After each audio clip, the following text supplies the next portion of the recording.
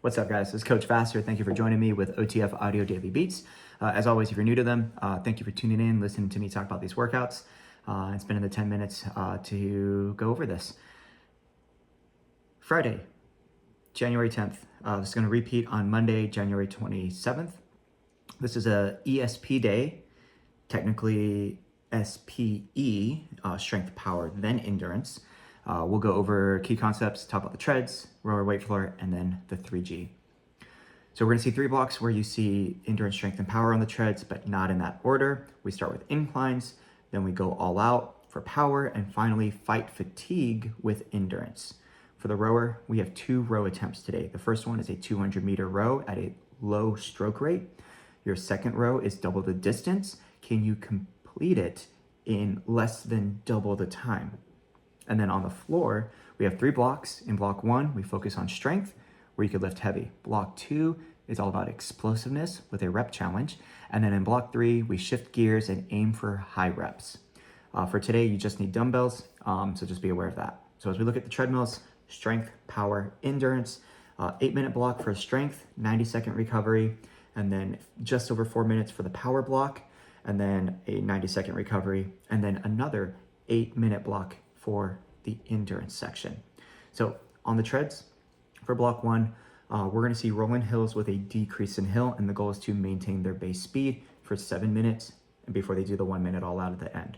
So power walkers, they're going to start at an 8% incline for the first hill. Joggers and runners, 6%. This is a pretty good incline to start off with, so it's definitely going to feel uncomfortable.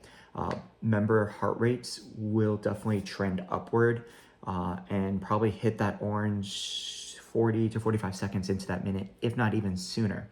Then they have a 1-minute base. Every hill will decrease, but because of the accumulative fatigue, the effort is going to feel about the same. The main thing though is after 6, 5, 4, those have flat roads. They're then going to do a 3% base climb into a 1-minute all out. So that last 2 minutes is going to be uncomfortable into very uncomfortable. So that's going to be pretty spicy there. For the bikes and striders, they'll alternate between like a push and a base gear. Pretty standard when it comes to strength work like that. When we look at block 2, this is going to be the power block, and it's a very traditional 1 minute, 45 seconds, 30 seconds, hit your best all out by the end. They have a 1-minute walk recovery after each all out. So peaks and valleys emphasize that recovery. Analogy that I heard before that I love is the idea of emptying out a glass of water and then filling it back up. We take that 1-minute walk recovery to make sure we could fill the water to the brim so we could empty it out and match the same amount, if not even more, okay? The third block, OT beat wise, will look similar to block 1, but now we're doing speed manipulation. Also keep in mind, they have done just over 15 minutes of tread work. So this final block, they are running on tired legs. That's gonna really challenge their endurance in a great way. And I love that they do the endurance at the end for this. 1-minute push, 1-minute base. They'll do that a total of 3 times. And then the 4th push, just like in block 1, will lead into a 1-minute all out. And the goal is to actually maintain the intensities. Knowing that people are probably gonna be fatigued, I would set them up with more conservative efforts. That way that feels pretty tough anyways. They say power walkers 6%, joggers and runners, I'd put them probably about 1, maybe 1.2 over their base, maybe a smidge more, and then hold their base. And then they're just alternating between that. And the bikes and striders, same thing, push and base gears. All right, looking at the rower and the weight floor. We'll see the row in block 1 and block 3. In block 1, 200-meter row, stroke rate is 22 to 24 strokes per minute, okay? We'll have them use a stored program.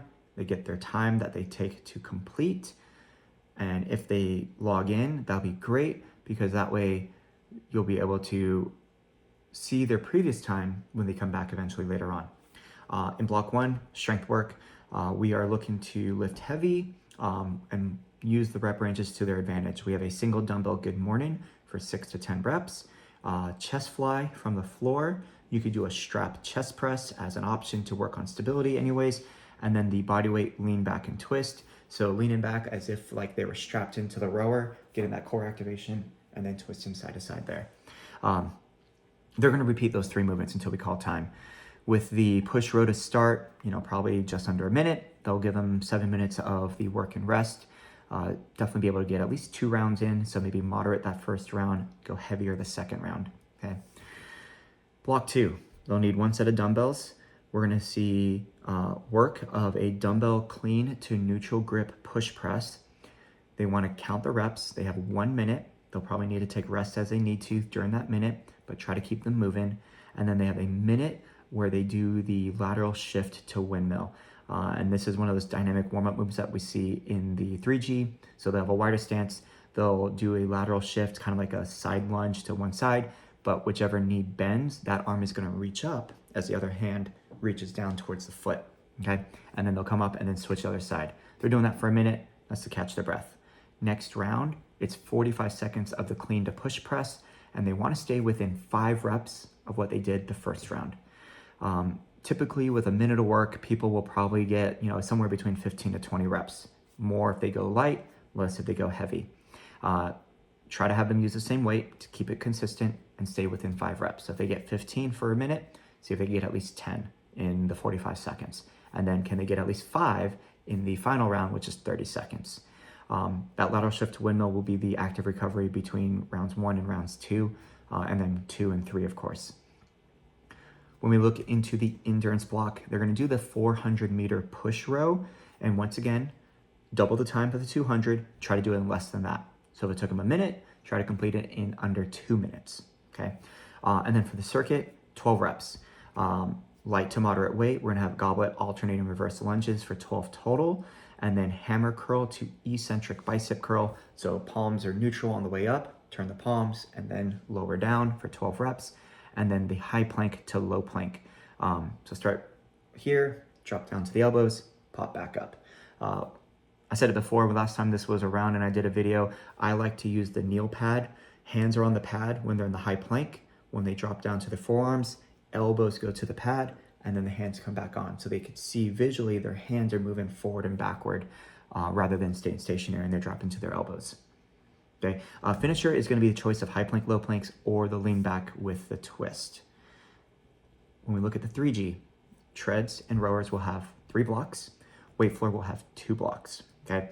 So the weight floor block 1 will encompass blocks 1 and 2 of the rowers and the treads.